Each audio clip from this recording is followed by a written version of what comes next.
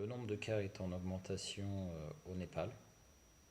Et depuis quelques jours, nous avons des cas sur Katmandou, ce qui est relativement alarmant parce qu'il y a une densité de population assez importante sur Katmandou.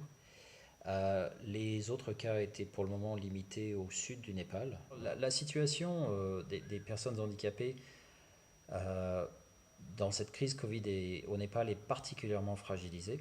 Et en particulier, le confinement a fait que beaucoup de personnes handicapées se retrouvent isolées ou n'ont plus nécessairement accès aux soins ou aux services auxquels ils pouvaient accéder de manière quotidienne.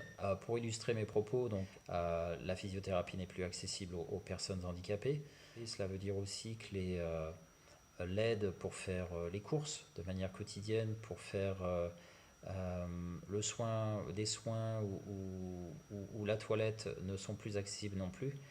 Euh, Ce qui fait que ça a exacerbé des niveaux de vulnérabilité qui étaient déjà là avant la crise Covid. Donc dans un premier temps, nous avons aidé le gouvernement népalais, le ministère de la Santé en particulier, à rendre ces messages de prévention accessibles en les traduisant en langue des signes. Dans un deuxième temps, nous avons aussi élaboré, avec le support de l'OMS et des associations de personnes handicapées au Népal, des messages plus particulièrement destinés aux populations handicapées.